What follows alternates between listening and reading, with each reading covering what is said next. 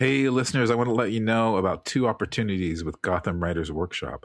Gotham Writers Workshop has been super supportive to Memoir Nation, and I'm very happy to say that I've actually taken Gotham workshops and I had a wonderful experience. So coming up in March, on March 21st and 22nd, Gotham Writers Workshop is hosting, both on Zoom and in person in New York City, a conference that's really tailor-made for you. It's for memoir writers and for nonfiction writers alike. And the weekend will consist of panels on publishing, Q&A sessions, and agent pitching roundtables in which you'll be able to present your writing directly to literary agents. So to learn more about the Gotham Writers Nonfiction Conference, visit gothamwriters.com/conference. One more time, because it's hard to listen. So listen, I'll go slowly. That's gothamwriters.com/conference.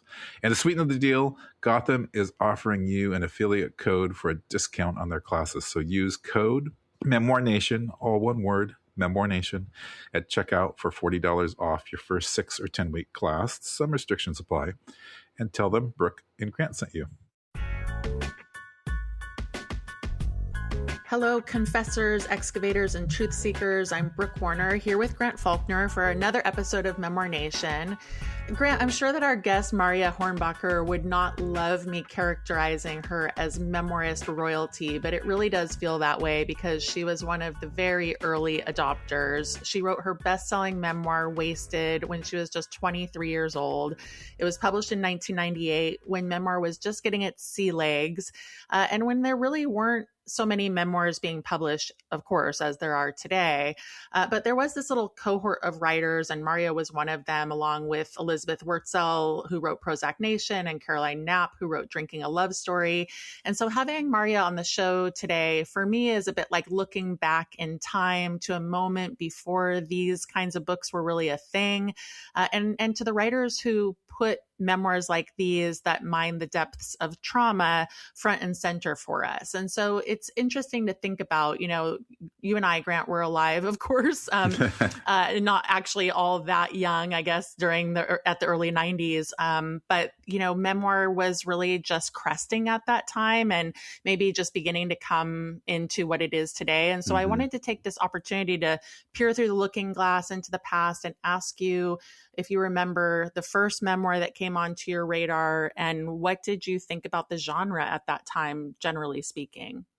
Yeah, you know what? I've been thinking that somebody needs to write a history of memoir. I'm not sure if it exists, but the whole origin story and trajectory of memoir's life is just really fascinating. And I have to say that I was just so immersed in literary novels and poetry and anxiety about how to make a living as an adult writer in this world that I wasn't very attuned to memoir, and certainly not as a form that I wanted to write in.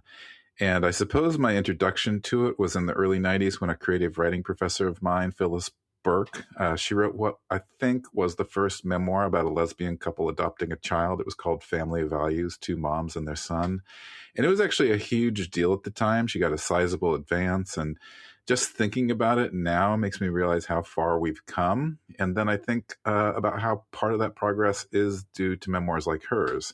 And other than that, though, I think I absorbed some of the negative characteristics that were being foisted on memoir at the time. And I remember the bashing that Prozac Nation took because it was perceived as narcissistic and self-indulgent and melodramatic. And then critics found Wurtzel's account of clinical depression to be whiny and lacking in self-awareness. And I think I just sort of accepted that critique without reading the book or thinking about the very, sexist current behind that judgment. And I think I probably applied that judgment from afar to a lot of memoirs, maybe the genre as a whole.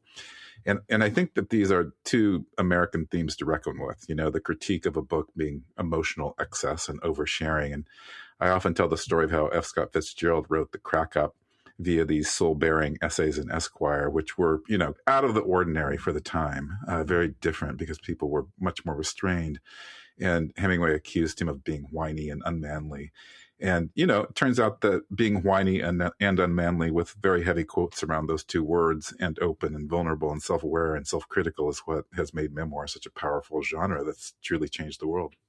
Yeah, man, good point. And these books that we're talking about, Prozac Nation, Marya's Wasted, Caroline Knapp's Drinking a Love Story, I want to add to that Girl Interrupted and An Unquiet Mind. These were all books that were coming out in the 1990s. These were books that really didn't come onto my awareness until I started working at Seal Press, which was in 2004. And so I was sort of like blind to it, I guess. I mean, I had been in book publishing for 5 years, but I was working on other genres. I think I saw Girl Interrupted in the theater. It came out in 1999. I probably saw it on VHS and my built-in, VHS that was in my TV. Remember that? Mm-hmm. And, I am thinking back to that year, which, I spent the year in Europe, but I remember what a big deal it was when that book came out. It was or not the book, I'm sorry, the movie, right? Because it was a phenomenon. But of course, the book had come out many years earlier. And later, when I really understood these books and started to see what they were, people were calling them sad girl memoirs. When I was at Seal Press, I remember specifically the derogatory way that people classified these books as misery memoirs. I'm glad that we don't hear that term so much anymore, but it was, kind of a popular way to describe these books for a long time. And I was conscious of it, as a term that was lobbed at women writers, like you're saying, much more as a judgment of their work and their experience. And so at Seal, it kind of gave me a new frame, right, to be, and Marya is going to speak to this in her interview, which I love, which is like about women who are fighting to be seen, to fighting for their experiences to be published, and putting these experiences out into the world. And so it's just interesting to think about how far, like you said, how far we've come. Yeah, and I love how she defines herself as an activist, and thinking about her memoir through those lenses and writing in general through that lens. But it's interesting to think about how long this initial zeitgeist lasted, Brooke, and the sad girl memoir craze was cresting with all these books in the late 90s, and you got to Seal Press in 2004. So I'm curious, can you talk about how these books informed your own acquisitions at Seal back then? And was Marya's book on your radar, and did you read it back then? Well, her book was definitely on my radar, but then I didn't read it until years later. But I for sure knew who Marya was at that time. There were these big books that were, like we're saying, part of the zeitgeist, and when you're an editor at a house and you're seeing these books that are like best-selling memoirs and they're in your wheelhouse and you're thinking to yourself, that's the book that I want to acquire, the type of book I want to acquire and publish. But you can't read them all. It's actually tough to be an editor because of the sheer volume of words that you're reading every single week just from your own submissions. But writers like Marya and Caroline Knapp, to me, they were celebrities. And Caroline Knapp to this day is one of my favorite writers. And she had died before I even read Drinking a Love Story. And I have since read everything she's written, but she died in 2002 from lung cancer when she was just 42 years old. And so there was this real sense of tragedy hanging over this group of writers. Caroline was dead. Marya writes in Wasted about having been so close to dying. Her account of her eating disorder is just like, it's actually hard to read. It's so intense, how thin she got. And then Elizabeth Wurtzel was in a mental hospital because she was suicidal. And so death is very close in these books. And honestly, I think that's part of their popularity. I mean, death is a taboo topic, but then people want to talk about it. They want to explore it. And young people who are suffering in the ways that these writers were, they're thinking about self-obliteration through eating disorders, through alcoholism, through what they might do to themselves. And so for the people who love these books, there's a real flocking to this kind of work because they're wanting to see themselves or because of comfort. And then for people like me, more curiosity, because I was never a self-obliterating type, but I was always deeply curious and still am about extreme experience. And these memoirs are about that, about people who take things to the extreme. Yeah, well, Brooke, since I'm writing a memoir that is about people who take some things to the extreme, meaning myself, I'm curious because this space of a certain kind of a confessional memoir on topics of depression and mental health struggles and eating disorders and alcoholism that we're circling today are largely women's memoirs. And there are some male authors in the mix. I'm thinking of notably of Darkness Visible, a memoir of madness by William Styron, which was published in 1990, but that's lesser known. And then Augustin Burroughs wrote Dry, but that came out later in 2003. And I was thinking also there was Jerry Stiller's book on addiction, and then books like Jim Carroll's Basketball Diaries that was actually a little bit more like autofiction, I think. And I think men still struggle with the memoir form and opening up in general. And so I'm just curious, do you think there's something about female writers writing these kinds of books or being drawn to write these kinds of books that you have some insight into given your time at Seal? Yeah, I mean, there is something, but what that something is kind of confusing to me at times. Like, on the one hand, when I was at Seal, I saw these books as innately feminist. You know, they were in our confessionals. They're women saying, look at my experience, do not turn away. I think what happens is that women have these experiences where, like I said, they're obliterating themselves. They hate themselves. They're self-destructive. Sometimes they're in a slow spiral toward death. Sometimes there are suicide attempts. And I think part of the healing process then can be the writing. We're going to ask Marya about this. I mean, at the end of Wasted, Marya overtly writes that the book was not cathartic. And I don't ever want to place that on someone because I believe her. And I also know that memoir doesn't need to be cathartic. That said, I do think that there's a deep desire to be seen and understood. And if you think about someone who's wasting themselves away, Marya, her lowest weight was 68 pounds. And some of the behaviors that these writers share in their books, they're really them at their lowest moments saying, I did this. Look at me, right? Look at what happened. And I think what can happen, and I don't think this is unique to women, but maybe women feel it more than men, is that we feel small, we feel discarded, invisible, not seen, dismissed. And then some women do these very self-destructive things with those feelings. And then when they come out the other side, they're trying to make sense of it, and they're ready to push back against those feelings. You know, I will not be small. I will not be dismissed. I will make you see and look and understand. And I personally find this incredibly empowering, and I deeply understand the appeal of it. And, you know, this appeal of making sense of our experience and why we do the things we do and how we get through it. And then we want to share it. And I've always felt for women, like I said, that it is feminist because, like, to do this kind of writing, because it's about claiming or reclaiming, and it's about refusing to stay small and refusing to feel ashamed. And women just have so much shame heaped on us by ourselves and others. You know, and some of this, I think, explains, Grant, why we see more women in our memoir classes and more, you know, women drawn to memoir. But, you know, again, no blanket statements, because all of what I'm saying might really resonate with some of our male listeners. And we, of course, have tons of men writing with us at Memoir Nation as well. Yes, we want to invite the men out there. Please come to Memoir Nation, write your memoirs. And we do have a lot of men writing with us at Memoir Nation currently, but not nearly as many men as we have women. And I think the perception of memoir is that it's largely a woman's genre for writers and readers. And that's why it's unfortunately been disparaged over the years, as we've said. So, and I'm actually becoming more and more obsessed about men and confession and vulnerability and why they're less inclined to write memoirs. And I do think it goes back to that Hemingway critique of Fitzgerald. You know, there's something compromising or emasculating or foreign for men to truly open up on the page. And I definitely want to explore this topic more because it's obviously related to what I'll call the man problem in this country. And I think confession is a brave thing. I think vulnerability is a brave thing. I think it's liberating. And as you said, you have to be vulnerable to claim and reclaim your story and to help others do the same as readers. So I want to write about this, but maybe we can focus an episode on it sometimes. You know, we definitely introduced the subject in our recent episode with Jordan Carlos.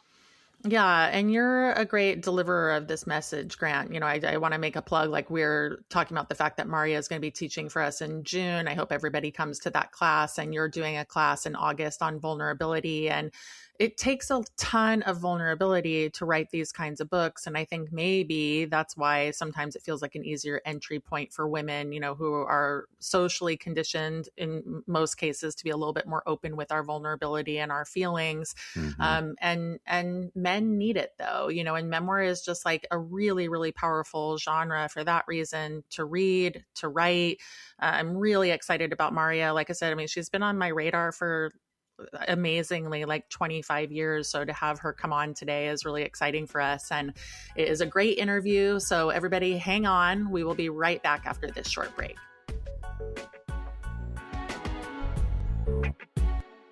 Hey, everybody. Marya Hornbacher was such a fun interview. She is fast talking, insightful, and a bit provocative, so get ready. Before she comes on, though, we want to ask you to save the date for her class, which is coming up in June, so we have lots of time. The class is called The Give a Shit Factor, Writing Memoirs That Matter. It's happening June 11th, 2 p.m. Pacific, 5 p.m. Eastern. Here's a little write-up from her blurb about the class. We've all got a story to tell, so why should the reader give a shit about ours? The question isn't whether we should tell the story, but how. Not whether your story matters, but how skillfully we take our readers on a journey that matters to them. I love that. We have so many great classes coming up, y'all. Before June, we have Mark Nepo teaching on April 16th. This month, we have Sue Williams-Silverman teaching on March 16th. So please come check it out. If you sign up for a free membership, you'll stay up to date with all of our offerings. You can find all of that at memoirnation.com. These are powerful classes to empower you to write more powerful memoirs. And with that, get ready for Marya. I'm here on a job site with Tim, who owns his own electrical contracting business. 3 employees and 2 work trucks. Tim traded up to Geico Commercial Auto Insurance. We're positively here where he needs us most. They sure are. With step-by-step help on all his insurance needs, all for shockingly low rates. Shockingly low, huh? Just a little bit of electrician humour. Do you get it? I got it. You know, it feels like we have a real connection. All right, I'll stop. Get a commercial auto insurance quote today at geico.com and see how much you could save. It feels good to Geico. Welcome back, everyone. I'm so pleased to welcome Marya Hornbacher to the show today. She's an award-winning journalist, New York Times bestselling author, and the recipient of a host of awards for her work, which include Wasted, Madness, Sane, and Waiting, and the novel The Center of Winter. She's been shortlisted for the Pulitzer Prize. She has spent a prolific quarter century writing and teaching across genres. She has a popular Substack called Going Solo at the End of the World and a new book coming out in 2027. She'll also be teaching a class for Memoir Nation in June. So we'll drop a link to that class, which is called The Give a Shit Factor. Welcome, Marya. We're so pleased to have you. Thanks so much for having me. I'm glad to be here.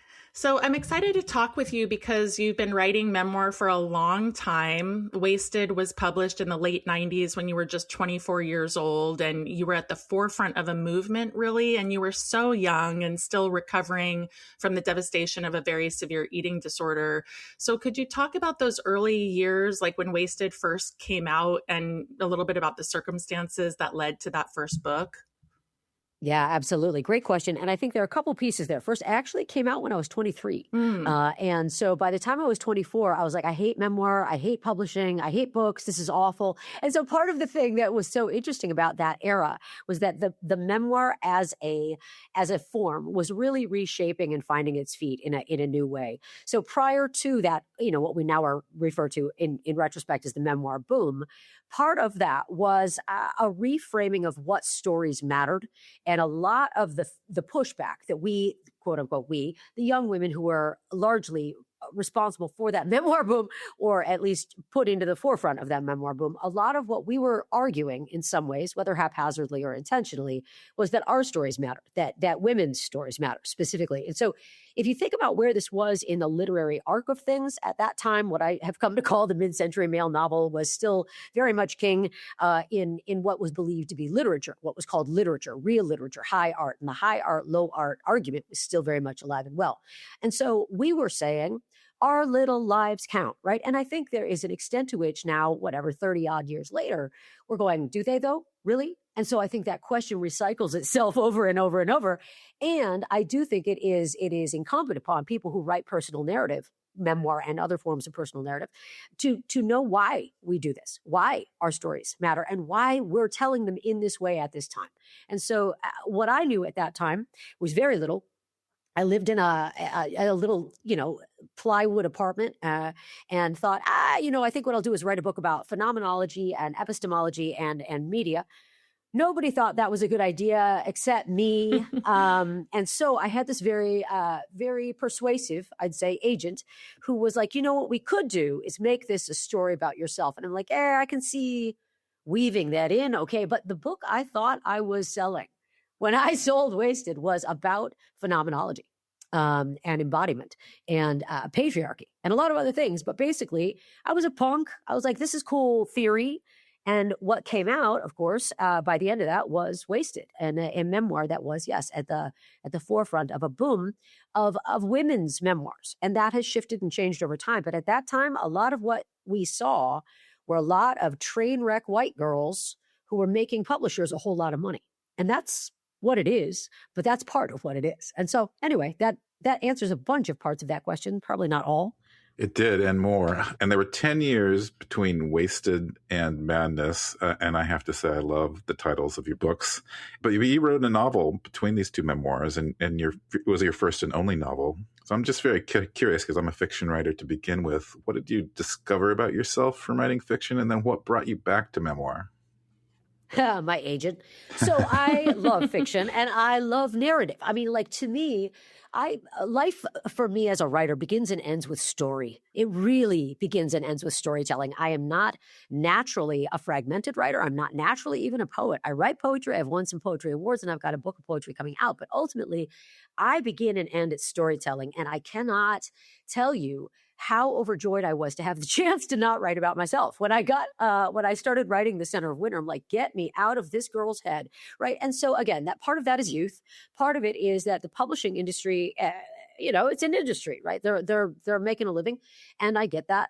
But the reason that I returned to memoir was because the books that I wanted to write were literary novels, right? I wanted to write literary novels. I wanted to write prose poetry. I wanted to write journalism, specifically, more than anything. In nonfiction, I wanted to write reported narrative nonfiction, which is ultimately what I get to do now. But at the time, the memoir, and even then when Madness came out, the mental health memoir was having a moment, as they say. And this is not there's no one who is more or less responsible for these things, but I was having a hard time persuading anybody that they should let me write narrative nonfiction or novels. So I wrote The Center of Winter in great part, to teach myself to write a novel. And it's a disaster structurally. Like, Grant, it is a mess. Like, it is a structural catastrophe, but I really love it. Because I love the characters. I spent years with those characters, right? I spent years trying to teach myself to write a novel.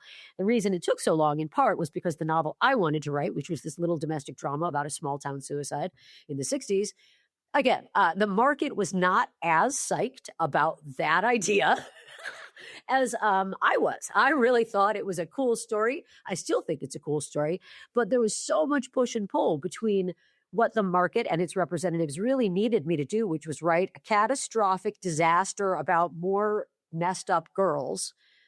And I wouldn't do it, right? And I got in a heap of hot water for it. That was a mixed metaphor from hell, but I did. And it was really a catastrophe for my career at that time. And I was ultimately asked to return to memoir. And I did that. And I like Wasted and Madness well enough, but the direction my work has gone since has really shifted, and we'll get to that. Yeah, well, back when you wrote Wasted, like you said, there were other women doing this. It was kind of a zeitgeisty moment. There were writers like Elizabeth Wurtzel and Caroline Knapp, and Elizabeth wrote about depression and Prozac Nation, and Caroline about alcoholism and drinking a love story. Both their books came out not that long before Wasted. I was just curious, did you know them, and to what extent were you aware of being part of this zeitgeist moment? It sounds like they drew you back in to write Madness in part because you were still writing that zeitgeist.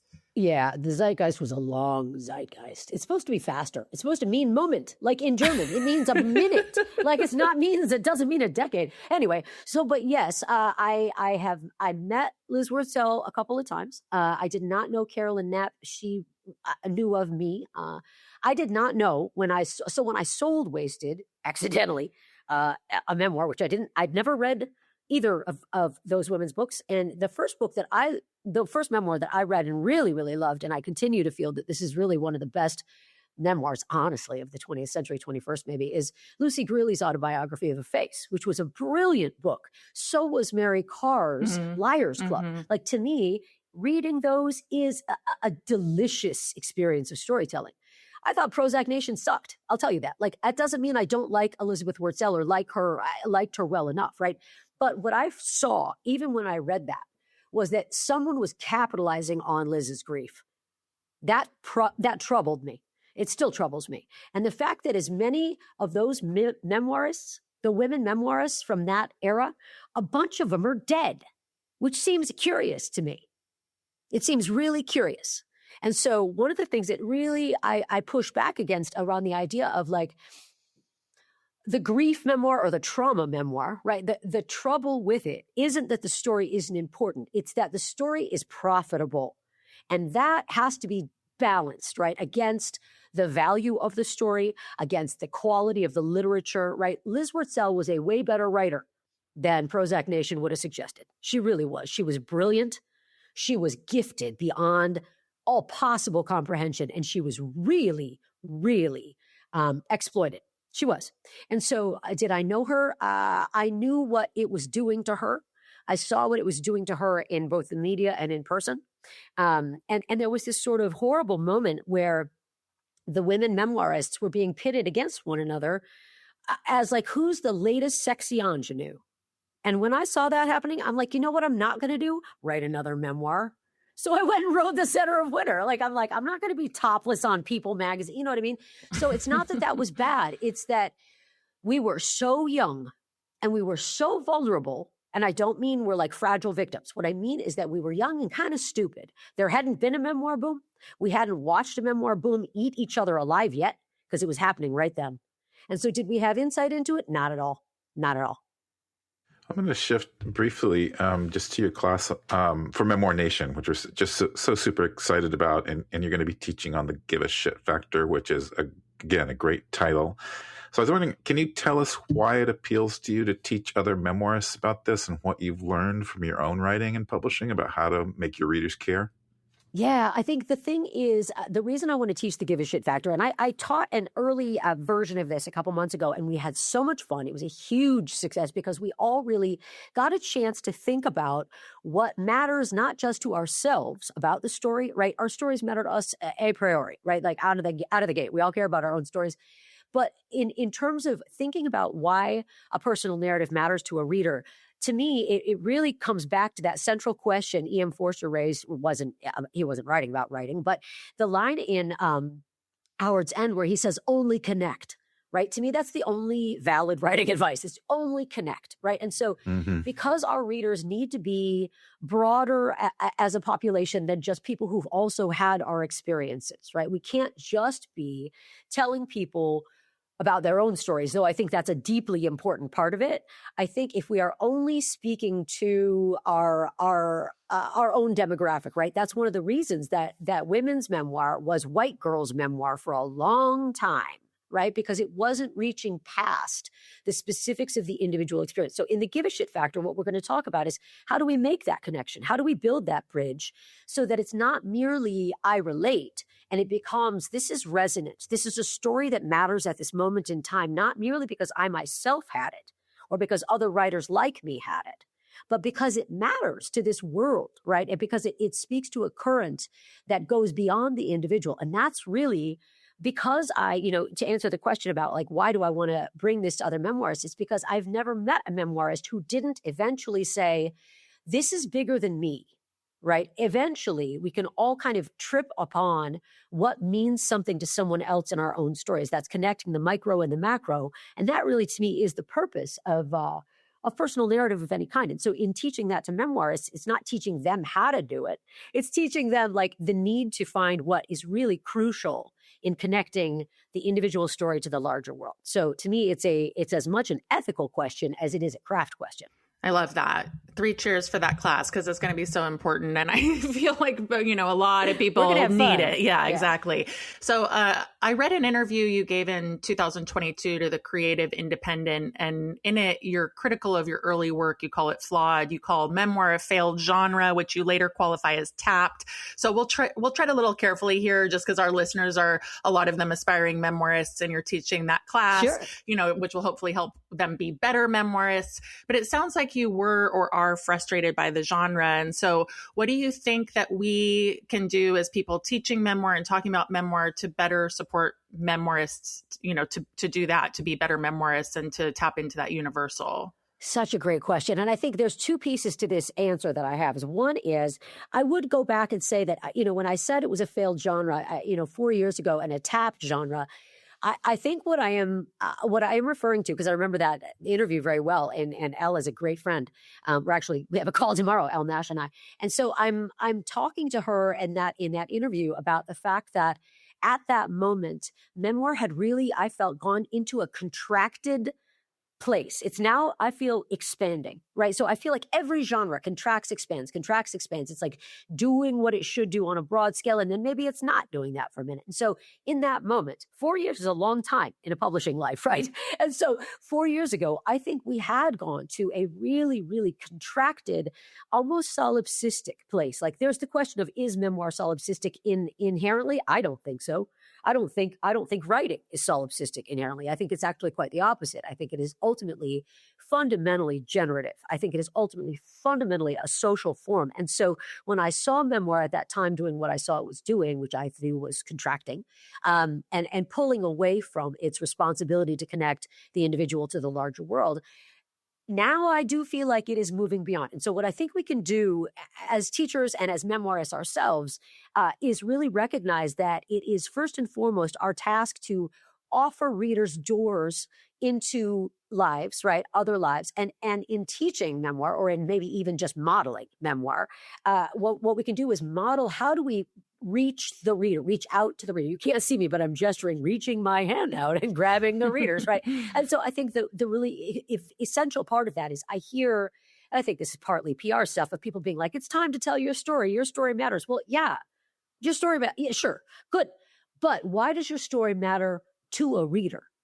Like, it's not just in the abstract. Why does your story matter to this reader specifically? How are you going to connect your experience with someone else's so that there is a resonance, so that you pluck a string and there's a hum, right? It doesn't have to be the same experience. It just has to connect in a way that is really, really taut and meaningful, because that's how the sound comes out. That's how the resonance occurs.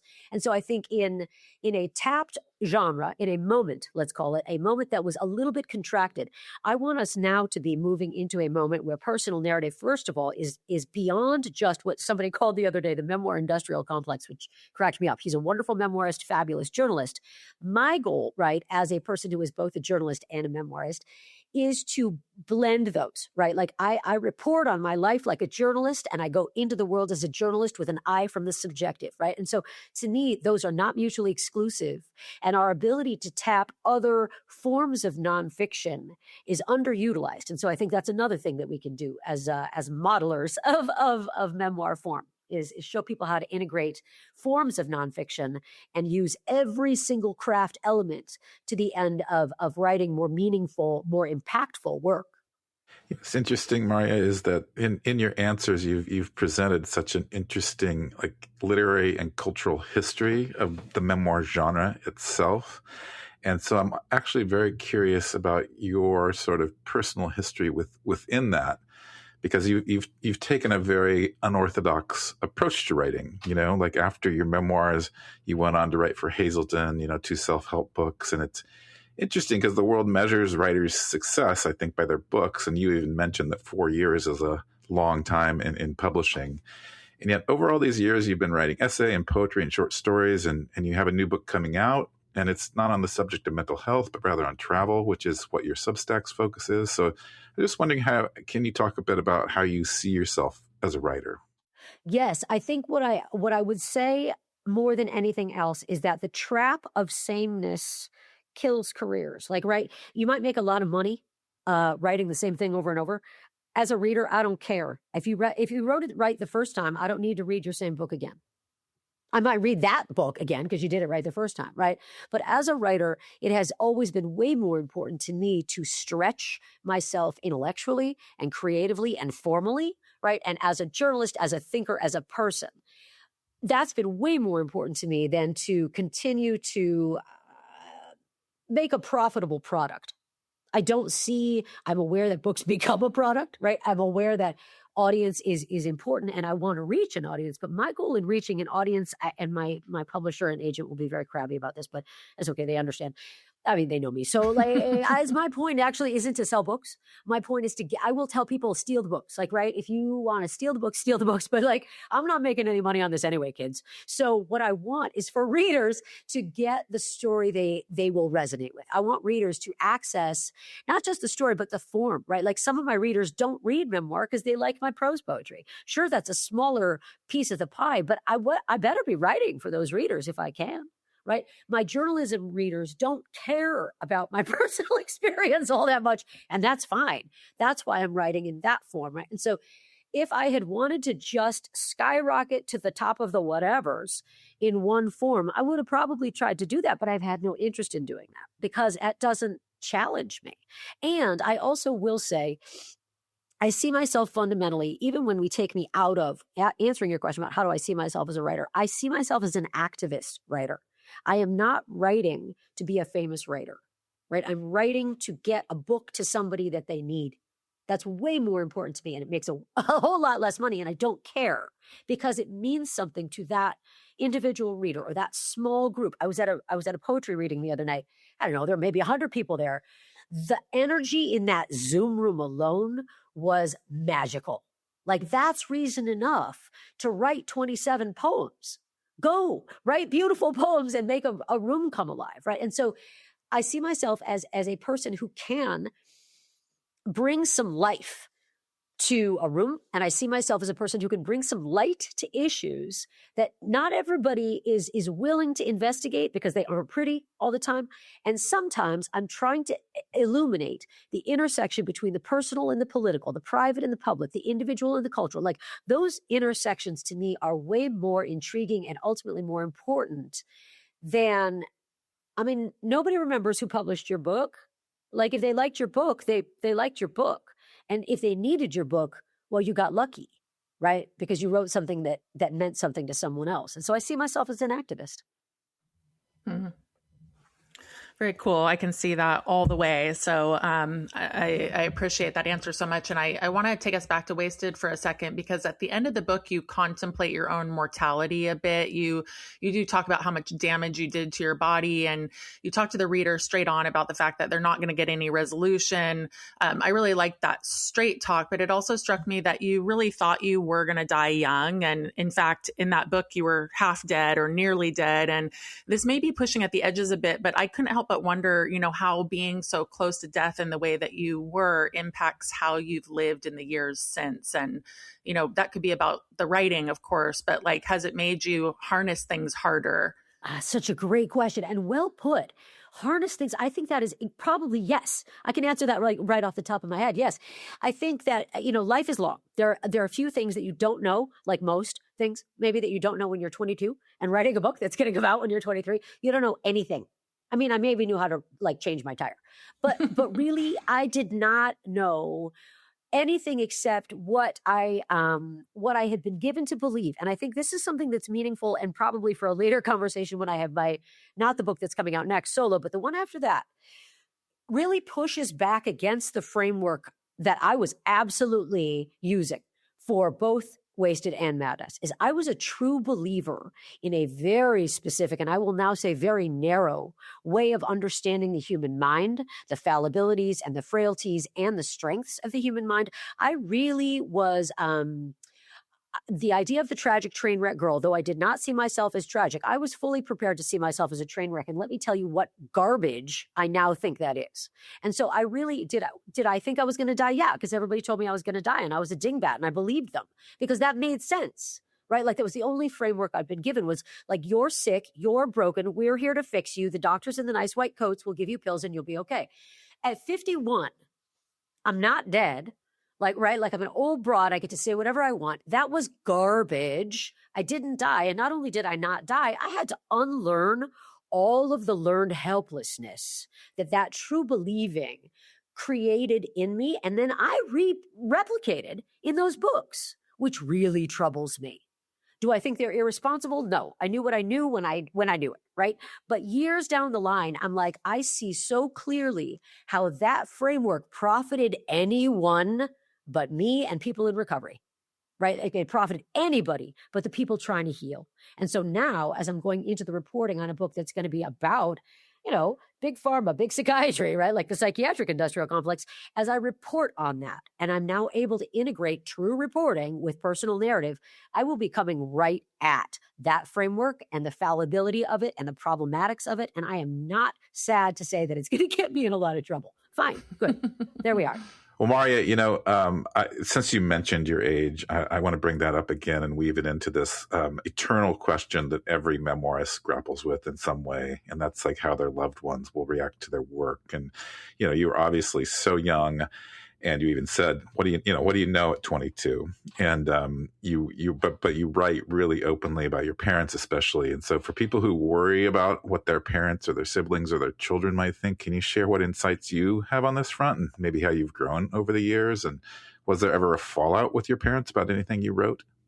No, not at all, because I interviewed them exhaustively. I was recording. Like, we met for days on end. So everything that went into that book, first of all, as my mother has said to people later, like, people are like, oh, what do you do about this book? And she's like, dude, I lived it. The book is nothing. Like, this was awful. Like, the fact that she's not dead, great. They don't necessarily like everything I said, but they know it's true. So, like, at some point, as a reporter, as a person who is really fundamentally sees myself as a person who is trying at all times, not just to stick to the facts, but to nail those facts to the wall really firmly.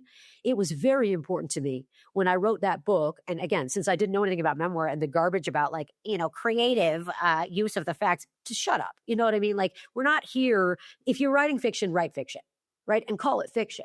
I really struggle. I go back to Gay Talley's point about, nonfiction means it's not fiction. I know that lots of people come down on different points on this, but I am really like, if you have the facts, use the facts. Like, you do not need to change the facts. The facts are interesting enough. You know what's hard to believe? Reality. Like, that's the stuff is like, we have a much higher burden of proof in nonfiction. And so in interviewing my family, it meant everything to me that A, they were willing to be interviewed, and that I could back up everything that book and any book in which I quote family or friends. I can back it all up with the tapes. I can back it all up with the transcripts, right? So and at the same time, every book written in the first person acknowledges the limitation of subjectivity, right? So not only am I saying, okay, these are the facts, I'm also acknowledging, and this is how I put them together, right? Like, that is subjective. My takeaway, my sense of what meaning this has is subjective, flawed, limited. And I acknowledge that by writing in the first person. And so that to me is really an important acknowledgement. So my parents were not surprised. There was no fallout. They read the book before it came out. They'd done all the interviews. As my mom has said, it was much worse to live it than to read about it. And so, what I'd say to people about writing about family is, I mean, Anne Lamott's famous thing of, like, if people hadn't want you to write about them, they would have been nicer to you. You know what I mean? They should have been. But like, a personal narrative isn't just, and it better not be just, oh, these bad people did these bad things to me. If that's where the draft is, and I've had clients with a draft in that shape where I've said, okay, you got this draft out. Now, what's your role? What did you do in this whole process? Because we are none of us passive victims. Right? We're just not. Like, we are in our position in the world, and we are influenced by factors. But my parents, my family, the people that I encountered in the world, I don't see any of them as the villain.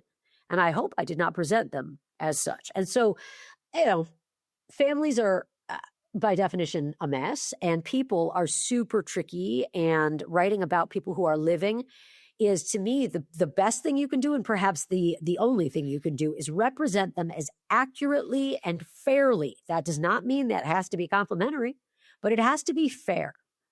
That fairness is more than anything what you are trying to do in representing not just family and friends, but other people, right? Well, we're not trying to cast villains. This is not slapstick noir comedy, right? This is life. Like, people are not this or that. They're often just muddling through. And that's what I can do, is represent people accurately and fairly. That's about all. Yeah, indeed.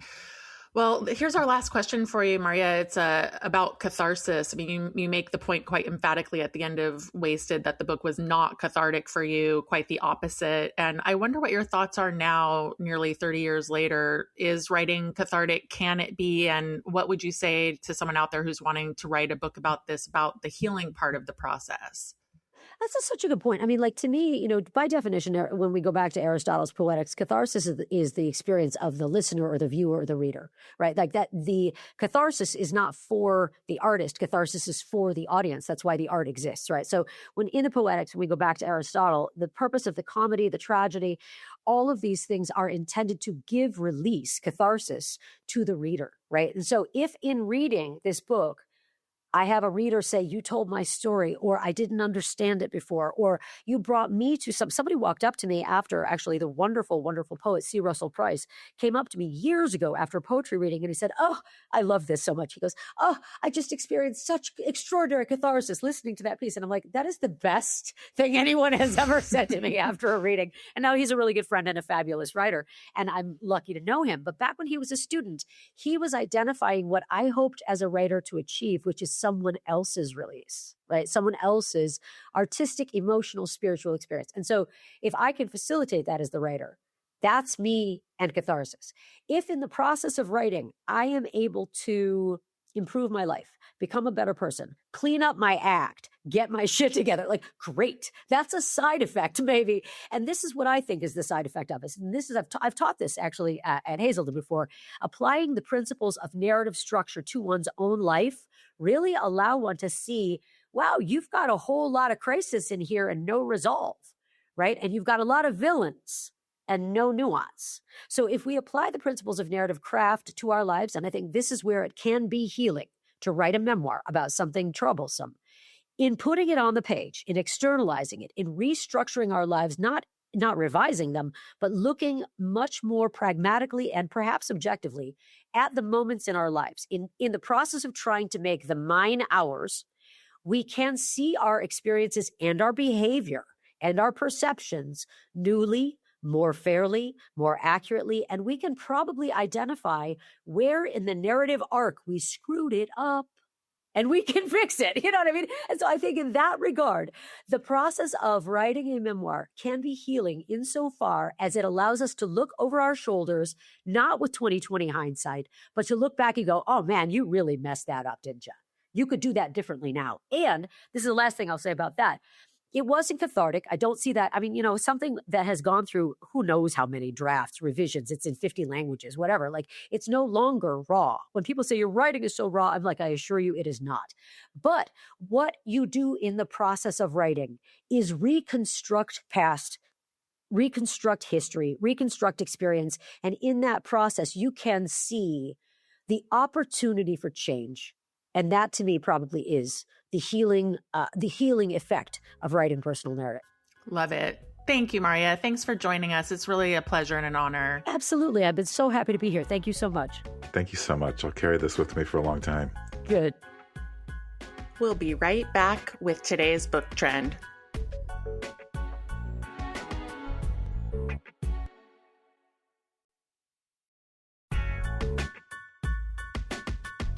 Well, Brooke, I'm excited about this week's book trend because I have to say that in some ways we're living in the golden age of memoirs. And I say that because one way to measure whether this is a golden age is by how the form itself is changing literally in real time because of the ways writers are experimenting and reinventing memoir. And I was just on a panel about memoir forms at the San Francisco Writers Conference, and I could just feel the passion and excitement among the attendees. They were hungry to think about new forms and experiment with them and find out more.